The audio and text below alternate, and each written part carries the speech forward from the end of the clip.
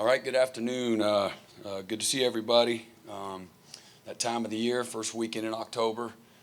Really excited to be a part of my 14th Red River game, and got an opportunity to go to Dallas, compete against a terrific Texas football team who's 4 points away from being undefeated, having played number one Alabama toe-to-toe, and losing a game in which they controlled most of it against Texas Tech on the road. Incredibly talented team, really well coached, got explosive players on about every level, both sides of the ball, and sounds like they're a pretty healthy football team as well. So our players are excited about the opportunity. Had a great Monday practice and meetings. We got a lot to get better at. We haven't played well the last couple of weeks, and our guys are anxious to move forward and have an opportunity to play again against a really good Texas football team that we're going to have to play well. And I think that goes without saying that you have a chance to win this game, you got to play well. And so that's what we're focused on doing right now. There's some injury situations going on right now that they're still up in the air, and I'm really not going to talk about any of those right now until I have clarity, 100% sure on who's going to be available and who's not. So today's not that day for that. So with that, I'll open it up. Brent, your quarterbacks have different strengths and experience levels. If Dylan wasn't able to go on Saturday, what would be the deciding factor on who you would go with? Is there a competition for that spot, or is Davis the one you go with right now? Obviously he's the first one that went in last week, so guys are going to, we'll have three quarterbacks taking reps this week just in case, and see how the week goes. And then by game time, we'll have that figured out. And I would assume even before then. Yeah, Brent, with what's gone on with the defense the last couple of weeks and looking to this week against Texas, what can you do in the short term with the guys that you have out there to put them in a better position to? Well, again, I think it comes to, our desire's been there, our discipline hasn't. And it takes discipline. Foundationally, it's where it all starts. We got to play with better discipline. Again, things that I've said countless times, and and it can be the smallest things. It can be one guy. It can be being inside as opposed to outside. It can,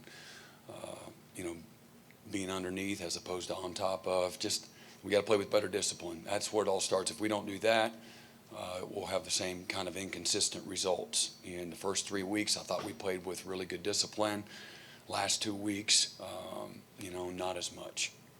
So I assume you're still confident that this defense can perform well? Yeah, I've seen, again, I don't know whatever it means, but 40 of the whatever plays, that we saw went for 3 yards or less. There's countless examples of the first part of the season, certainly fall camp, or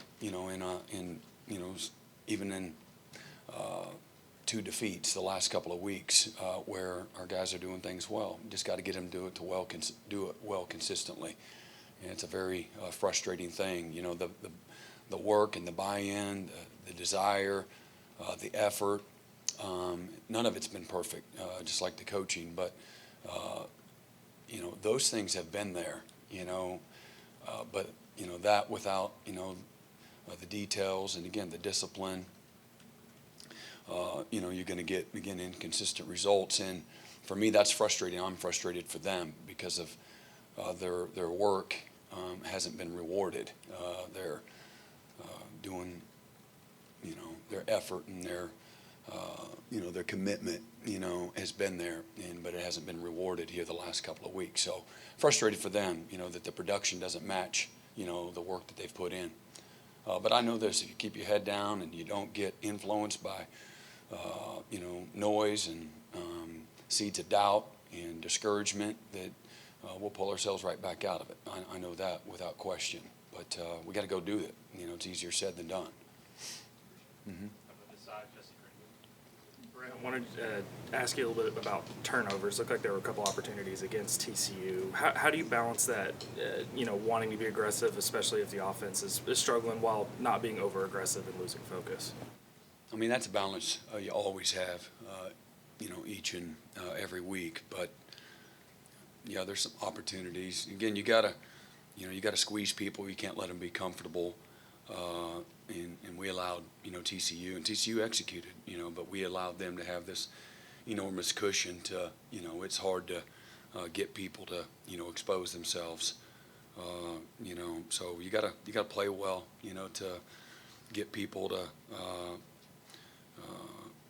not be able to be, one-dimensional or, again, comfortable and be able to protect themselves and things of that nature, scheme, play-wise and things of that nature. So, we just got to play well, and, turnovers are part of the game. That'll be a natural part, of the game, being on the right side of it. Brent, I know you don't want to talk about the injuries that happened during the game, but Marcus Major, Marcus Stripling didn't travel. Was that injury related, or is that? It was. Okay. Yeah. And then when you're struggling, going through a couple game stretch like this, how much does it help to play your biggest rival? 'Cause, like, if there's one game the guys are going to be up for, this is it. Well, again, here's me. This is my feeling. And I know the emotion, the intensity, and what this game has meant to so many people, but we shouldn't prepare for this game any different than we do any other game. And if we are, then, and if I allow that, then we're, I'm not doing a good job of leading. We shouldn't do extra this week or be more committed this week. We should be habitual in how we get ready to play. And so that's my focus, is to make sure that that the emotion doesn't paralyze you, so that you can't have, an intense focus about what we need to do to win and what you need to do individually to play well. So that's really trying to balance, the game itself, where our focus is, about, being inside out. And this is about Oklahoma, what we need to do to improve. And we should always play with passion and a love for the game. And you get 12 guaranteed opportunities. And so, so we got 7 more games, and this is the biggest game of the year because it's the next one.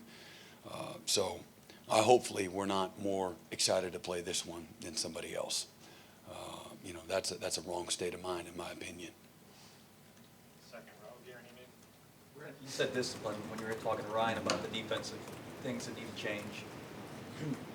Do you rethink scheme to make the connection there? Do you rethink the way you're teaching the defense to your guys? You're always looking at everything, Even more now, given the last Nah, no.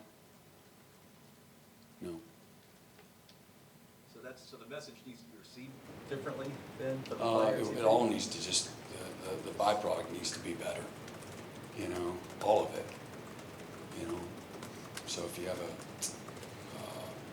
a certain scheme that requires a bail technique, the technique that goes with the scheme, then you gotta execute the scheme, and you can't forget. And so you gotta do a better job of emphasizing it as a coach and doing it again and again and again and again. You can't get bored with that. And in the pressure situation, you have to have the poise enough to execute. And so little things like that, they lead to the big things, as we know. So all of it needs to be better. One more thing. Do you rethink your involvement on game days in terms of what you're doing physically after the last 2 weeks? I take it it's pretty involved anyway. But Yeah, I don't see it any different. I don't see it to be any different. Yeah. Mm-hmm. Yeah, Brent, when you got here, you put in a new defense. Everybody expected you to. Did you do that immediately because you wanted to rip the Band-Aid off and get down the road to where you want to be? Or was there a case of, hey, this is going to work with the personnel we have? How'd you balance those two things? So let me ask you this, what is the alternative? What do you mean a new defense as opposed to what? Just do what they were doing? Yeah, or some hybrid that more fits your personnel.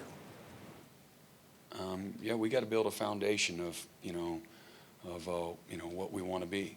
We're going to be a multiple defense, and utilize our personnel every year. It's going to be a little bit different. Utilize the strengths. Try to put players, protect their weaknesses, put players in position to be successful, and you're always evaluating and never afraid to do things that maybe someone else wouldn't do or doesn't do, so because you're worried about, the result or being criticized or whatnot. So absolutely, I mean, we're installing a new system in every part of our program, programmatically, schemes, all of it, from the day one. So it's not rip the Band-Aid off. It's build a program, and so with that comes your schemes in all three phases. So there's a lot of intricacies that, from the schemes, the verbiage, the language, the fundamentals that go along with it. And so does that answer your question? Coach, especially this week in this game, mental toughness is really big. Are you pleased with where your team is now in terms of mental toughness, and do you do anything differently this week in addressing them about that, if it's an issue? I mean, mental toughness is a part of getting in this circle and playing this game. So this week is not more important. That's not how I look at it. It's important every week. It's important every day. It's important for every one of you here. You got to have mental toughness, to be successful in life. Toughness is a part of success. And when it comes to the game of football, it's a part of winning. And so absolutely, it's something that you got to have. And you can't get. Asking also about, pardon me, Brent, but about if you're pleased with where it is now. Everyone's searching for answers, and I just wondered on this topic: are you pleased with where you are now? And again, everything can be better. Everything can be better. So everything needs to be better. Whether it's physical or toughness or coaching or fundamentals or understanding, precision, timing. Nothing's more important than the other, but we got to have discipline with all of it. Eli? You guys talked last couple of weeks, especially about evaluating everything after a loss. When you think about some of the plays you've given up, is there any evaluation of not just what's going on the field, but how it's happening, the communication, and what you guys are doing on game days? Oh yeah, sure, always. Yep. Always, your Sunday staff meet, you're addressing all of it. How you travel, how you communicate, how you transition from one, special teams unit to another, all of it, constantly. Not necessarily looking at changing, just making everything better. As it relates to maybe those explosive plays that you and Ted have talked plenty about, is any of that tied to that, or they're separate? No, it's separate. Yeah. Far right, Justin Martinez. Hey, Brent. Seems like you and the staff have talked a lot about the group being player-led, rather than coaching-led. I mean, just who are some guys you notice have really taken it to the next level in terms of leadership right now, and is now a good test of a whole that? bunch of them. I'm not being evasive, but man, I got like almost 30 guys in my senior meeting every Monday and Friday. So those guys have been outstanding, and there's a bunch of young guys that have been leading too. And like I say, these guys are hungry. They want to do well, and many of the guys have been captains, game week captains, and so there's a small list for you there. But I would be remiss if I start talking about a few that have been outstanding, then I would leave some off, and there's just too many to name. But our leadership has been really good. I've been pleased with it. If you ask the leaders, if they all came up, they would tell you that, hey man, we got to do more. We got to be more detailed. We got to be more consistent about some of our off the field habits, studying and things of that nature. That's what they would say. The all around commitment. But I've been really pleased with the buy-in with the group of guys. And what we're asking them to do.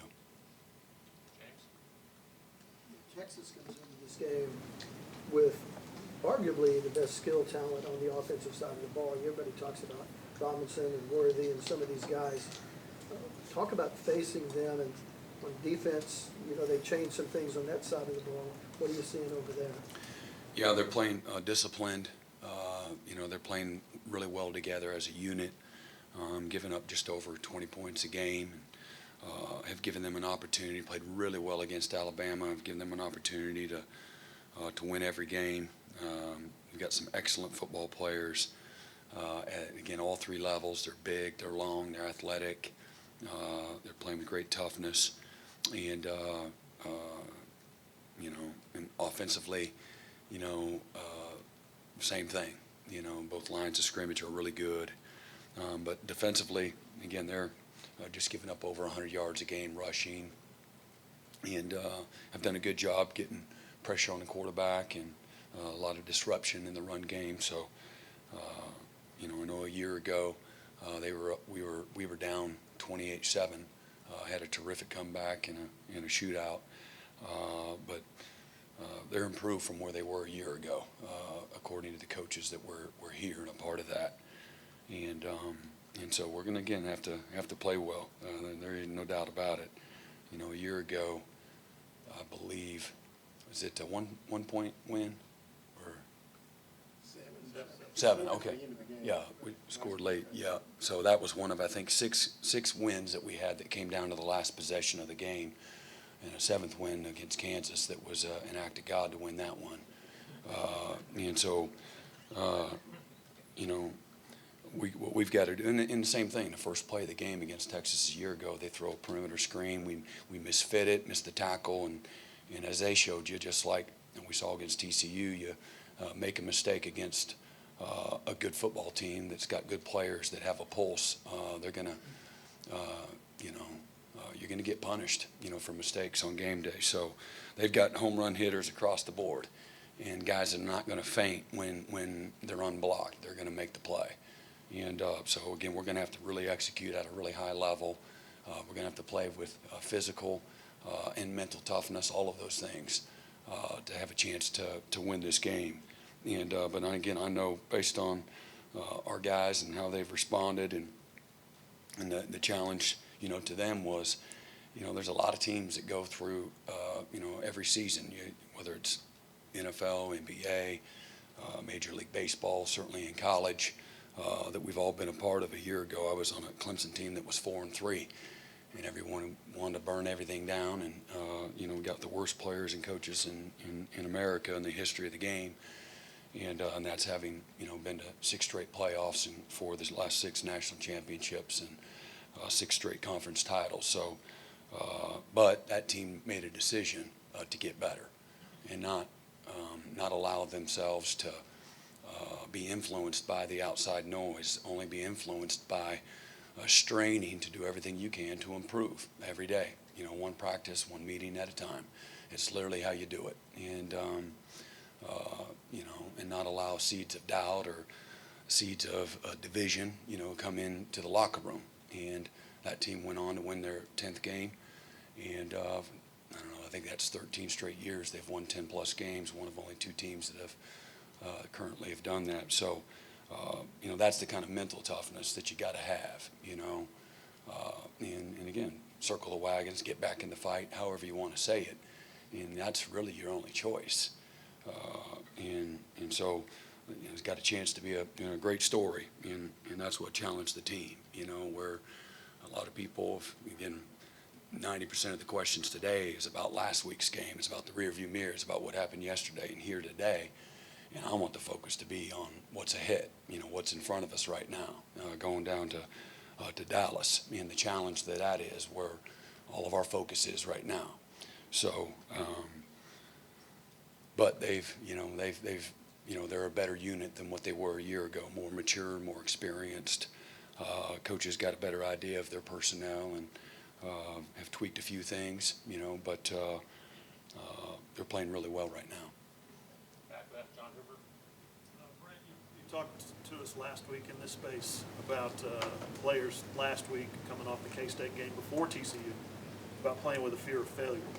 Did that happen again against, talked on about Saturday that. against, I said they have a fear of failure. What do you mean? I don't. playing against Kansas State, the guys were playing to not make mistakes, playing with a fear of failure. I said they're playing with a fear of failure. Yeah, I something don't along know. those lines. I don't know. I don't remember saying that guys played with a fear of failure. I don't know. But yeah, sometimes yeah. Did that happen against Saturday? I don't know. No, I mean, I saw first play of the game, they throw a quick hitch screen, and we have a formula for success. Number one is effort with technique. You gotta play with tremendous effort, but you gotta have technique. You can't. We attack the block, but we run down the middle of it, and they catch the ball and they run around us. Our help is inside, and we got to stay outside. So the effort's there. We got to, and sometimes the effort with the technique's there. Right now, we're just playing inconsistent. We need to be more aggressive at the point of attack, and attack blockers at the first level, and be more disruptive with both our frontline guys and our second line players and our third line of defense. We need to do a much better job of being aggressive, tighter, more physical, in condensing running lanes. Right now, we're not doing that consistently, and we're not doing it near enough. And so that's what I saw from last week. Make mistakes? I don't know about that. I don't know. I can't say. You have to ask the player. But for what I'm seeing is we got to have effort with technique. It can't just be effort. And our guys know that. It's a very simple, concept. Is that something maybe that can show up when your quarterback is throwing the ball to a receiver that's open and his footwork is bad, his fundamentals are bad, and Yeah, so I think the ball a sails lot a of things little bit? can break down, or maybe you're getting antsy. There's a lot of things that can be a factor, and not being as accurate as you need to be. And so again, and guys can press. It's a very real thing. You can't see it on a stat sheet, but my charge to the defense is when you're making things easy for the opponent. Next thing you know, it's 20-3. The offense will have a tendency to try to press and make a play instead of, hey man, let's just get in a rhythm and settle down. Let's play with poise and still be patient. It's a long game. That's a very natural thing. So maybe you get a little hurried to make a throw, or maybe you overreach, a blocker, and he comes underneath and makes a play. A lot of little things like that, lead to that. When you get behind like we did. Mm-hmm. Second row on the right, clip front. Yeah, so Coach, a few weeks ago, you talked about handling success. And for the defensive side, you talked about handling success and how they were going to deal with the success that they had the first 3 games. Now we're at a point where you're talking about handling struggles, handling some failure. From a mental standpoint, what do you need to see from guys, that bigger picture thing? And then you talk about some guys that have been beat up some last year, had some struggles defensively, had some struggles in the past. How do you prevent them from going back into that place mentally? Yeah, I mean, you can't. I think there's a lot that goes into what you just said. It's not just one thing. It's continuing to show belief in people. It's getting the best out of them. It's still correcting and holding them accountable and being tough and demanding, but continue to give them hope. And I think it's important that you do a good job of showing them, all the good plays that they've made that align with maybe, again, here's the mistake. Let's, hey man, these guys, it wasn't just a 4-yard gain, it's a touchdown. So, what can we do to prevent that? And again, it's, defense is trained reaction, and, guys have got to feel not only confident in what they're doing, but I think the maturation is when they really understand what the guys around them are doing. Their game goes to another level.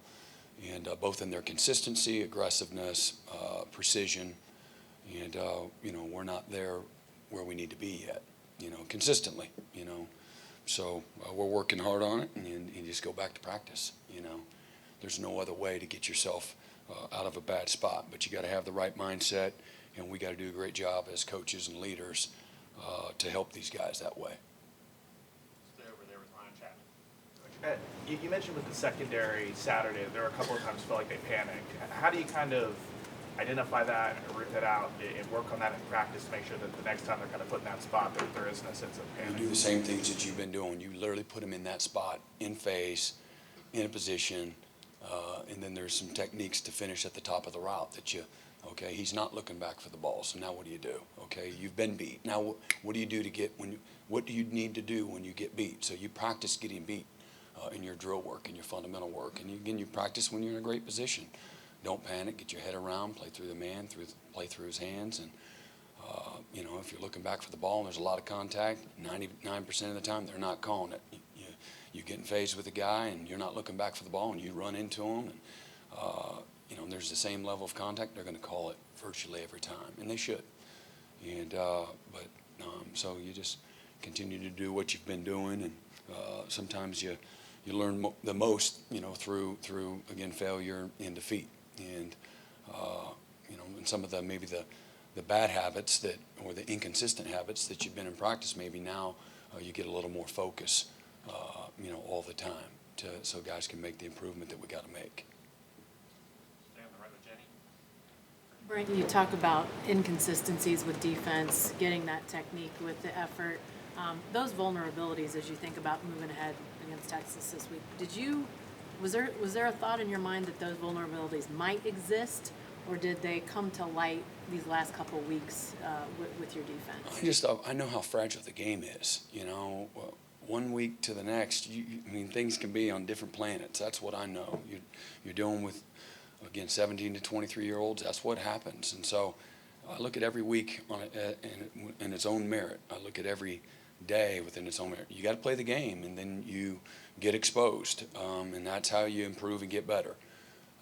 That's the only way you improve and get better. And so having these thoughts or whatnot, you don't know what you don't know until things happen. So,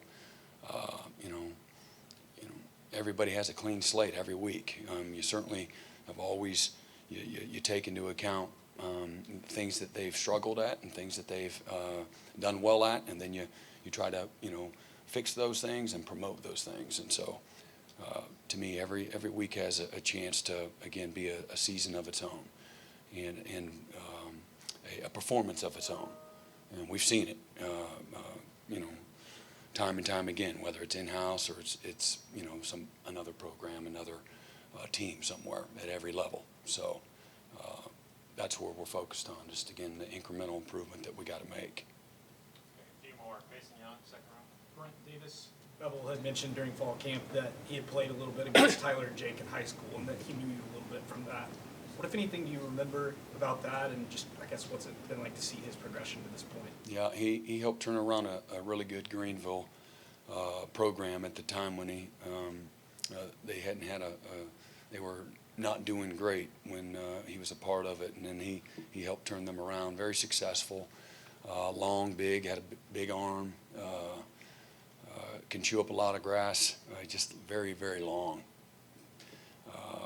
And in high school, he could run by a lot of people, but tough, competitive, instinctive, a lot of good qualities that you want to have in any football player, let alone your quarterback. A really good leader. Third row, Curtis Fitzpatrick. Brent, you mentioned 3 guys taking snaps. If Dylan can't go, is Nick Evers one of those guys? Yeah. Yes. How's he been doing up in He's done really well. On Thursdays we scrimmage for a few series. We go live. All of our young guys, future freaks, and he has done incredibly well all season. Matter of fact, he's done better doing being a part of those than he did even in fall camp, and he made improvement in fall camp, but he really did well. We saw all that potential, throwing, running, decision making, really come to fruition over the last several weeks. So Coach Levy will probably get up and tell you that he's not near ready, all the things that he needs to do better, but I'm just standing back watching him play football, and he's done a really nice job. Okay, very back, Parker King. Yeah, Coach, obviously Billy Bowman didn't re-enter the game after he got banged up on that kick return. When something like that happens, does that ever open up a conversation about, hey, maybe this guy is too valuable to either our offense or to our defense to have him back to returning kicks, or is that just kind of the risk you It's have part to of the take? game. It's the risk. You know, anybody's going to play on special teams. Our starting middle linebacker, you know, playing on, you know, he's one of the guards on the punt team. You know, do you not put him on there? You know, so Billy's you know, a very dynamic player, as we've said before. So you hate that it happened. You know, you always, you know, massaging everything and evaluating every decision that you make. And so really unfortunate. You know, first time he's ever been hurt in his career. So it's not, he hadn't been an injury-prone guy. And, you know, thankful that it, you know, wasn't worse than, you know, what it could have been.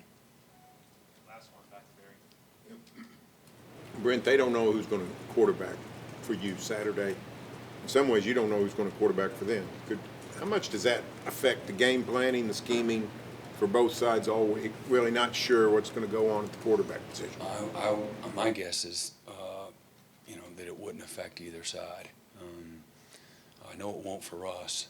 They're going to run their system, and they got tremendous football players around the quarterback, and the quarterbacks have played really well. So whether it's Cardo or Ewers, I don't see something dramatically different in what they do, and I wouldn't see, you know, a whole lot, you know, from them expectation-wise and game planning, what they would do different. Quarterbacks, though, seem your crew and their crew don't seem to have. They seem to have pretty wide variety of skill sets. Yeah, I think schematically in both offenses that they're going to lean on what they do, you know, offensively, and the quarterbacks will you know, execute what they want them to do, hand the ball off, throw it deep, you know, bootleg, all those kind of things. All the quarterbacks can do all those things I just said, and can improvise and, you know, make plays on the perimeter, you know. So you don't have like it's Lamar Jackson and then, you know, then Roethlisberger. I don't see that type of discrepancy, you know, with guys on, you know, either squad. Thank you, Coach. All right, y'all have a good day.